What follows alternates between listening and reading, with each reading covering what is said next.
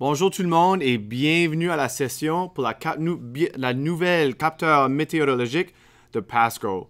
Je m'appelle Brian Ouellet, je suis à Moncton, Nouveau-Brunswick et je suis tellement content d'être avec vous autres aujourd'hui pour vous parler à propos du nouveau capteur.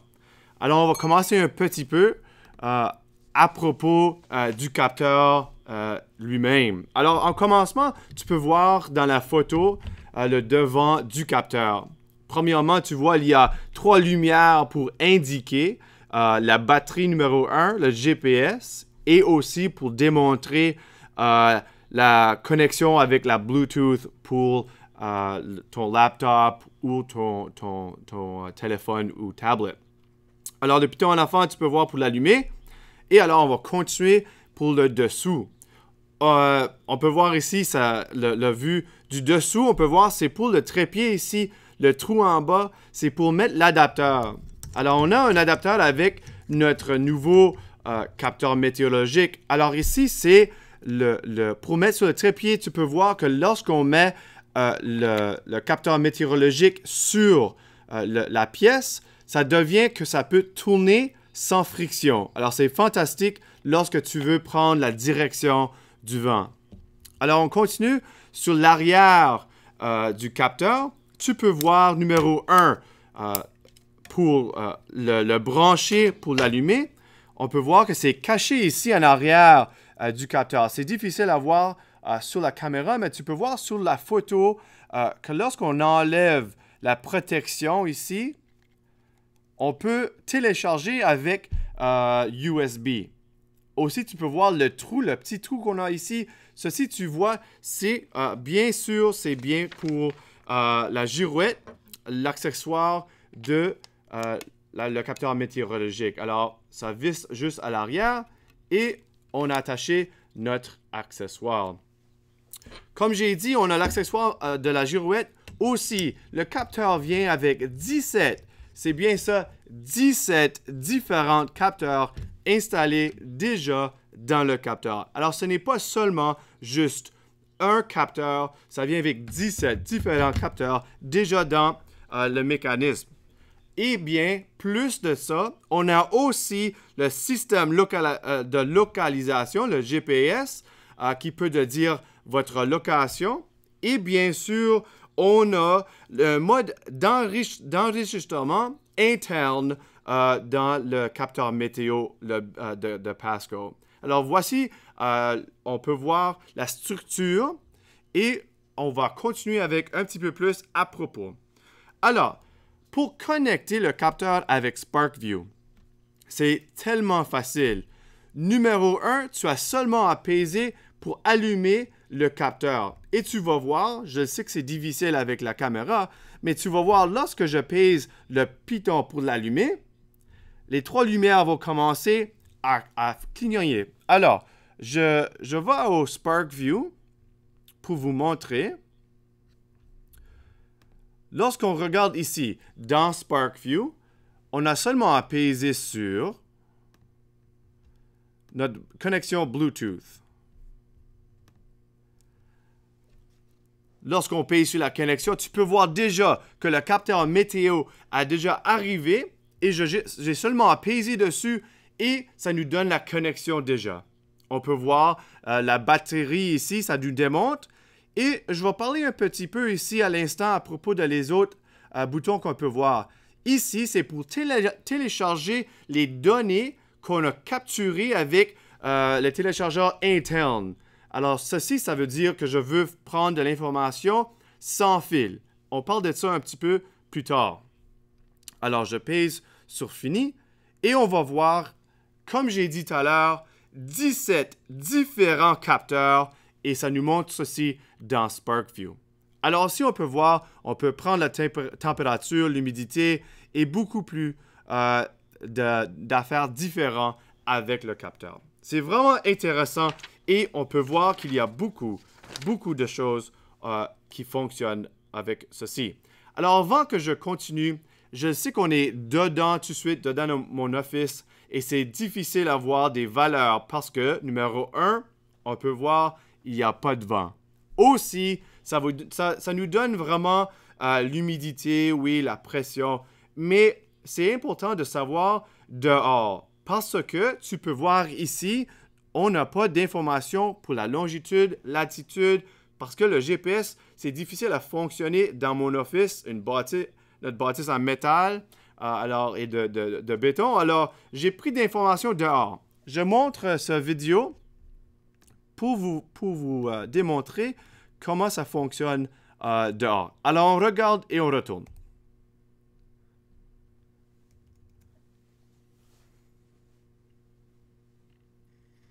Hi there, Brian from New Brunswick, bringing to you the brand new Pasco wireless weather sensor.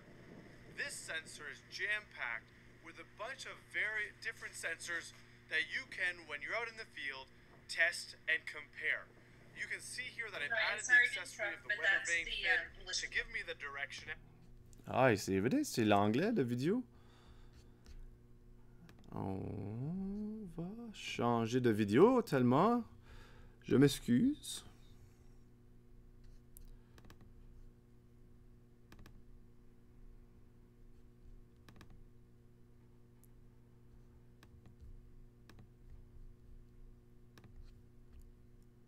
On recommence.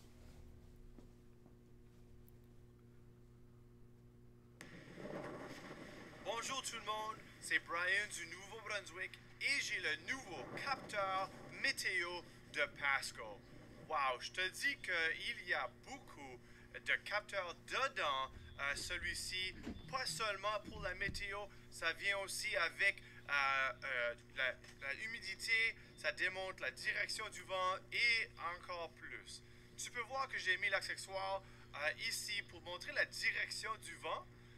Tu peux tiendre le capteur dans la main si tu veux, mais aussi, ça vient avec un petit point ici que tu peux le mettre sur ton tripod. Alors moi, j'ai mon tripod ici en avant de moi et je l'ai mis sur mon tripod. Lorsque le vent commence à souffler, tu peux voir que ça me donne la direction du vent lorsque ça donne un gros coup de vent. Pas seulement que ça peut te donner la météo, dans le capteur de météo, il y a un GPS. Alors, le GPS peut te donner longitude, latitude, aussi ça peut te donner ton altitude.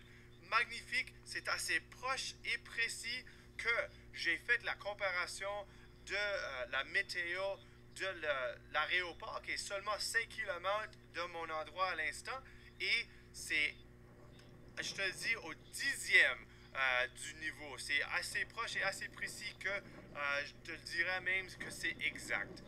Tu peux voir là qu'on a un coup de vent, que ça donne la direction du vent. Alors, je place mon capteur météo sur mon tripod.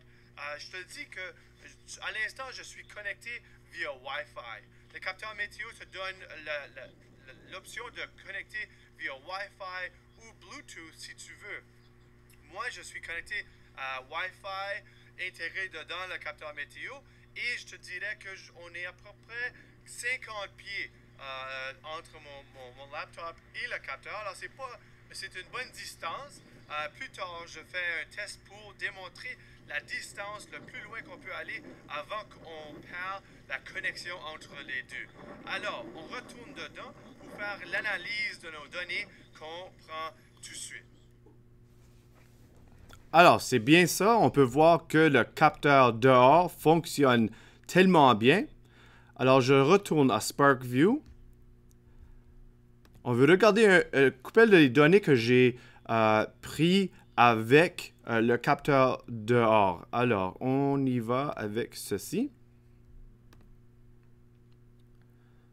Alors, dans SparkView, tu peux choisir quelles données que tu veux prendre à l'instant. Alors, tu peux seulement avoir une graphique pour les données. Tu peux voir ici, j'ai choisi Wind Speed. Tu peux choisir si tu voulais faire la température ou bien tu peux aussi faire des données collectées entre temps avec différents capteurs. Ici, je démontre que j'ai choisi de faire le wind chill avec l'humidité et la température. Et tu vois la graphique à côté de les données seules. Alors, tu peux voir qu'il y a beaucoup de choix ici dans le capteur météo et tu peux aussi voir que tu peux choisir lequel que tu veux utiliser. Ce n'est pas seulement que tu as seulement à mettre le capteur dehors et ça fait une caption, si tu veux, de toute la météo, mais tu peux faire des captions de données des climats seuls. Alors, tu peux choisir si tu veux faire la température comparée à la pression barométrique ou n'importe quoi. Alors, c'est vraiment intéressant à voir que tu peux créer tes données pour démontrer qu'est-ce que tu veux faire. Alors, lorsqu'on est dedans, je vais vous montrer, j'ajoute une page ici. Je vous montre un petit peu, tellement vite ici, comment ça fonctionne. Alors, on peut voir comment on veut choisir les capteurs de notre choix. Pour l'instant, si je veux la température, tout le monde le sait que la température ici ne changera pas. Et aussi, je peux faire une mesure de quelque chose de différent si on veut choisir, disons, l'humidité. Alors, j'ai seulement commencé et tu peux voir aussi que on a notre donnée au vrai temps. J'ajoute quelque chose d'autre pour vous démontrer. Je veux faire wind speed. On le sait qu'il n'y a pas de vent ici, on est dedans, mais je veux vous montrer quelque chose. Ici, avec le capteur, l'anémomètre est justement ici au-dessus. Alors, si je souffle, tu vas voir que nos données commencent à changer. Alors, c'est comme ceci que ça fonctionne pour capturer la vitesse du vent. Et aussi, avec la girouette ici en arrière, tu peux voir que ça va changer la direction du vent lorsqu'on a un gros soufflet de vent dehors.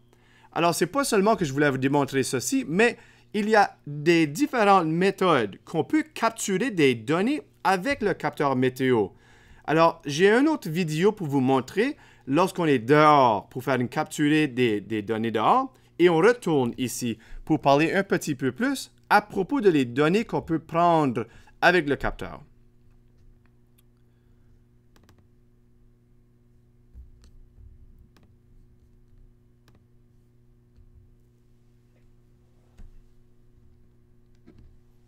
Alors, on a parlé tout à l'heure à propos de tous les capteurs qui sont intégrés ici dans le capteur météo de Pasco.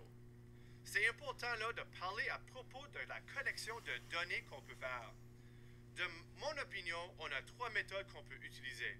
Méthode numéro 1, traditionnelle avec tous les capteurs de Pasco, c'est avec un ordinateur ou un iPad que tu peux faire la collection connectée avec Bluetooth ou Wi-Fi. Ça veut dire, si tu es comme moi, à côté d'une petite rivière comme ceci, tu as besoin de laisser ton ordinateur dehors. Alors ça, ce n'est pas le fun. Alors, Pasco a intégré un capteur de données dans le capteur météo. Ça veut dire, lorsque je veux laisser le capteur dehors toute la journée ou durant la nuit, je n'ai pas besoin de mon ordinateur ou de mon iPad dehors. Alors, j'ai simplement à dire que je veux que j'utilise l'information intégrée dans le capteur météo et je le mets sur mon tripod et après, on fait la collection de données intégrées dans la capteur météo.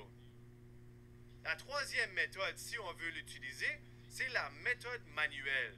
Ça veut dire, si je veux seulement un morceau d'information dans un moment, je ne veux pas des données continuées, je fais une manière manuelle.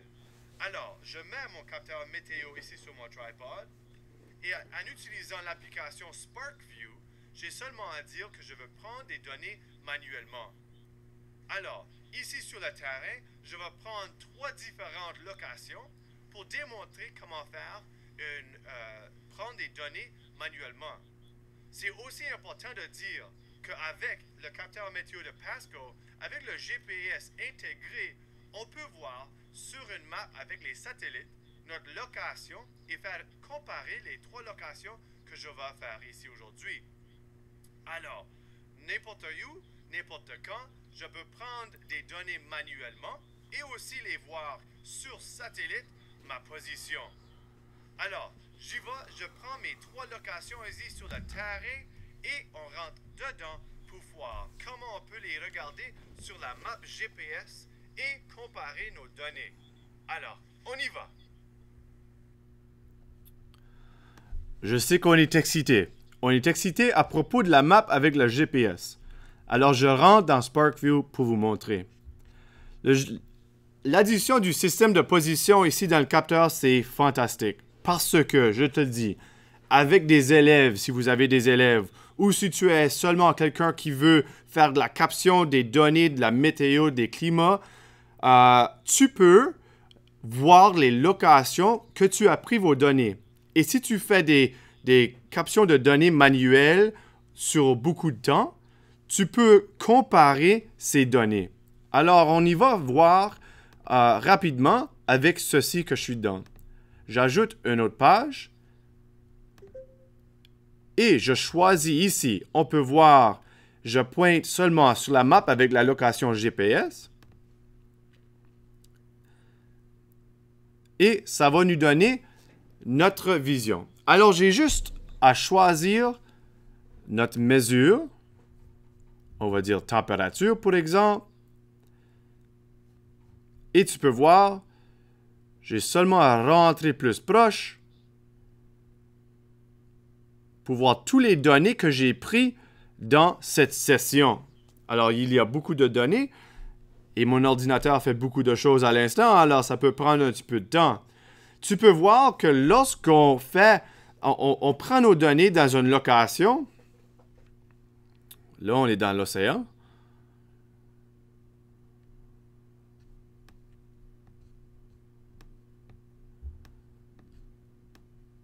On peut trouver notre location sur la map avec nos données et on peut les comparer.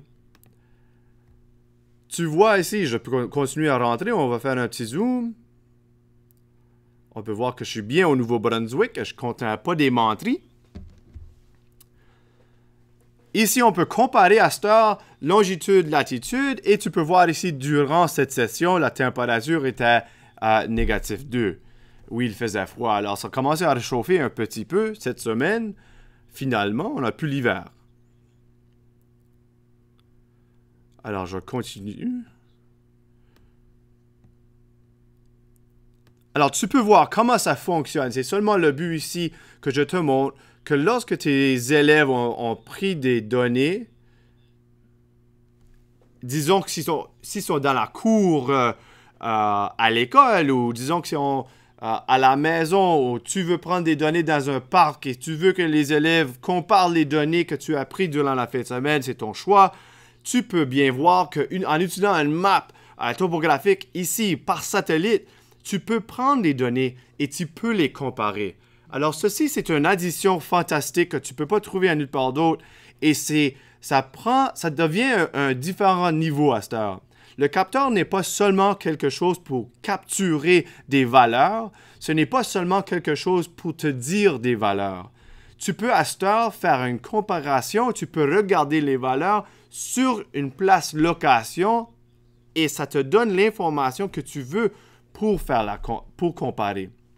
Alors, c'est un petit peu plus qu'avant et c'est fantastique et c'est tellement, comme j'ai dit dans la vidéo, au 10e. Alors, j'ai une autre vidéo pour vous montrer et je le sais, c'est la 3e vidéo et je suis sûr qu'à ce but ici, vous allez être un petit peu tanné d'écouter mes vidéos. Mais je te jure que ça vaut la peine. Alors, je pensais, avec mes élèves, je me disais, qu'est-ce qu'on pourrait faire avec le capteur météo? Et ils ont dit, on veut une expérience dans la douche. J'ai dit, wow, un petit peu trop loin. Mais j'ai compris. Ils voulaient savoir c'était quoi l'humidité dans la salle de bain. Parce qu'on sait toujours que si tu as des fenêtres, des miroirs, tes lunettes, si tu veux, ça devient tout embrouillé. Et ça veut dire quoi, ça? C'est quoi ça? C'est quoi la brume? C'est quoi de l'eau dans l'air? Alors, il voulait savoir, monsieur, je veux une expérience dans la douche et je veux savoir, est-ce que l'humidité change? Est-ce que la pression barométrique change? Est-ce que... Et tu comprends, il y avait beaucoup de questions. Alors, j'ai dit oui, on va avoir une expérience dans la douche. C'est pas qu'est-ce que tu penses. On regarde les vidéos, je te jure que tu me vois pas. On y va.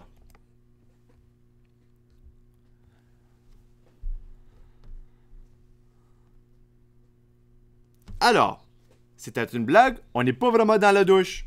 On a pris le capteur météo et on l'a mis dans la salle de bain. Et tu peux voir, on a commencé dans la salle de bain et le vidéo est vraiment en fast-forward. C'est 10 minutes dans, disons, 30 secondes, si tu veux. On a mis le capteur dans la salle de bain et on a commencé la douche. Et tu peux voir la première bosse verte, si tu veux. Ici, la première bosse verte dans la vidéo. On a la toilette. On a flushé la toilette. C'est bien ça. Et l'humidité a monté. Alors, on a changé la location du capteur parce qu'on pensait que la toilette aussi faisait des erreurs dans nos données. Alors, la douche a commencé. Tu peux voir que les valeurs, non seulement pour la température, mais oui aussi pour l'humidité, commencent à monter et ça monte rapidement. J'ai pris une donnée à chaque seconde. On aurait pu changer ça peut-être à chaque 30 secondes et la vidéo, c'est plus court, mais c'est ça que les élèves voulaient faire. Ils ont pris le capteur et ils ont fait chaque seconde.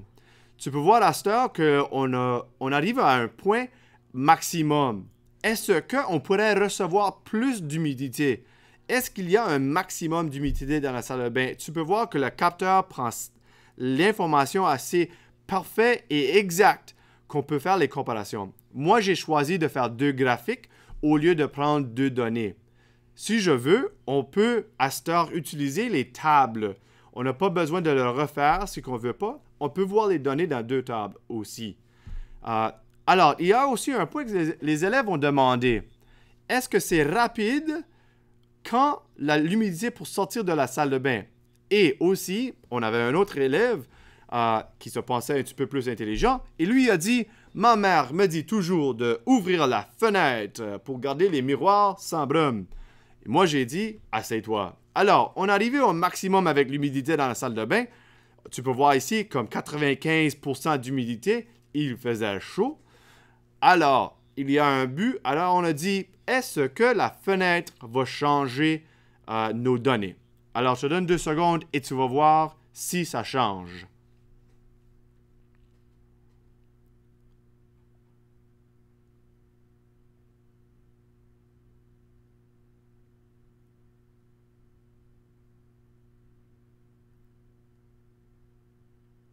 Alors, tu peux voir exactement le moment qu'on a ouvert la fenêtre.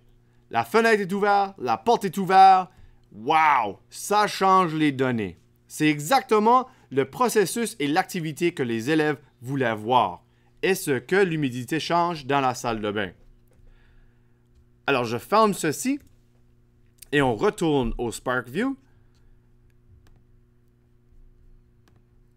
Et je vous montre les données dans la douche.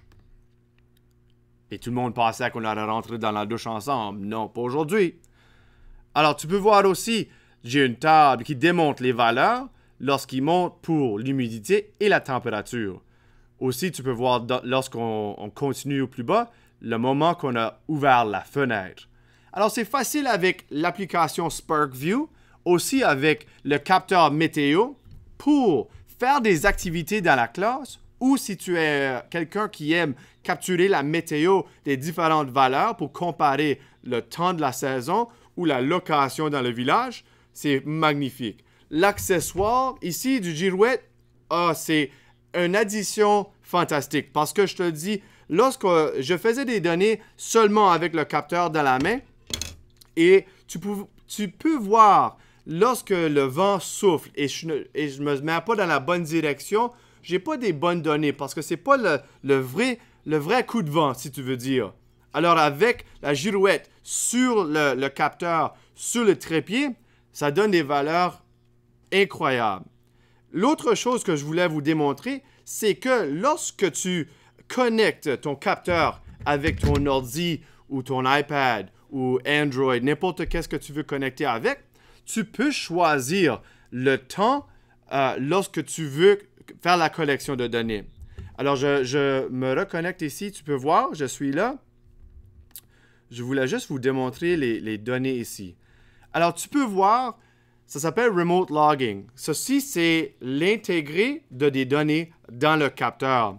Je peux choisir quand je veux prendre des données. Chaque seconde 2 secondes, 5 secondes, 10 secondes, on peut continuer à augmenter. Et dans le système aussi magnifique, c'est que ça te dit, si tu le fais chaque 15 secondes, tu vas avoir 10 heures, presque 11 heures, de données.